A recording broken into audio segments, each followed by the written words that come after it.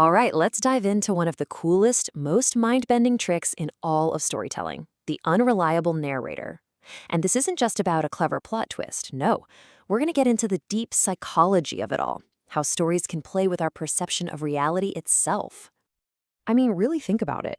Have you ever been deep into a movie or a book, completely invested, and then the rug gets pulled out from under you? The entire world you thought you knew just crumbles? That feeling of disorientation, of realizing the person guiding you has been lying all along, that's not an accident. It's completely by design. So, what are we really talking about here? An unreliable narrator isn't just some character telling a fib. It's way more complex than that. They might be incredibly naive. They could be struggling with their mental health, or, yeah, they could be deliberately deceiving you. The point is, we're not getting the objective truth. We're getting their truth, seen through their own unique and often totally fractured lens. But that begs the question, right? Why are we so drawn to this? Why do we actively seek out stories that are built from the ground up to mess with our heads? Let's get into that unsettling allure. It's because when you're dealing with an unreliable narrator, you're not just a passive audience member anymore. You can't be. You become a detective. You have to lean in, listen for clues, look for inconsistencies. You're constantly trying to figure out what's real and what's just a part of their warped worldview. It's a total psychological puzzle, and you're right in the middle of it. To really get a handle on this, we've got to meet the usual suspects. Over the years, storytellers have come up with a few classic archetypes, the masterminds of manipulation, and each one has a totally different way of getting inside your head. First up, you have the madman. The reality is just fundamentally broken because of some psychological instability. Think of the narrator from Fight Club. We're forced to question sanity itself. Then there's the naive, like Forrest Gump. He's not trying to trick you, his view is just skewed by his own innocence.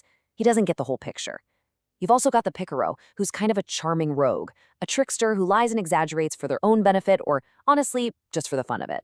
And finally, the most straightforward one, the liar. This person is deceiving you on purpose, from page one. The whole story is a trap. But here's the thing. Modern stories, they're getting way more sophisticated. The best unreliable narrators today don't really fit neatly into any one of these boxes. They're often a mix, a messy, complicated blend that makes them feel so much more real and, frankly, way more unpredictable. This complexity turns the whole experience into, well, it turns it into a psychological chess match. It's a game being played for your trust, for your perception of reality. And this game usually follows a few key steps. First, you buy in. You accept their world, their story as fact. But then, little things start to seem off. Contradictions pop up. That creates what psychologists call cognitive dissonance. It's that weird, itchy feeling in your brain when two conflicting ideas are fighting for space.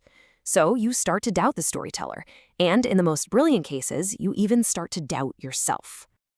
This creates this incredible conflict inside you, the viewer. It's a constant tug of war. On one hand, you have empathy for this person. You're in their head. You see their struggles.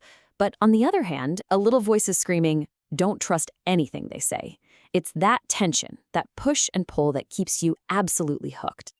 All of this doubt, all this tension is building toward one single explosive moment, the reveal, the aha moment, when the entire narrative just pivots on a dime. We all know these lines, right? They're an anthem, a set of rules for a world that we think we understand. But what they really are is a masterpiece of misdirection, setting us up for one of the biggest twists in movie history.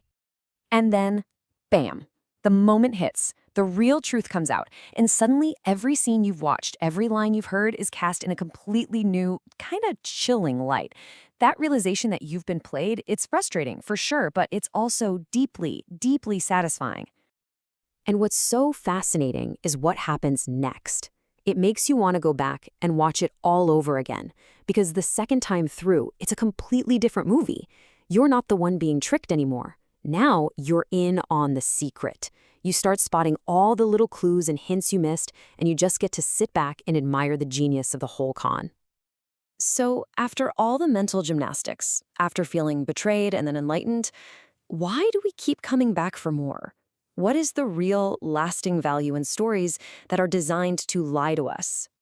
Well, it's about way more than just entertainment. Engaging with these stories is like a workout for your brain. It seriously sharpens your critical thinking skills. It teaches you to be a smarter, more skeptical consumer of all information, not just movies. It also forces you to develop empathy for really complex, sometimes broken people, and it constantly pushes the boundaries of what storytelling can even do. Ultimately, I think we're drawn to these narratives because as humans, we're drawn to ambiguity. Real life is messy. Truth is almost never simple. It's all about perspective. Unreliable narrators tap right into that core complexity, reminding us that sometimes the best stories are the ones that don't just hand you all the answers. So that leaves me with one final question for you to think about. Out of all the books you've read, all the films you've seen, what's the one narrator that just completely broke your brain? The one that really, truly messed with your head? Give it some thought. Thanks for joining me.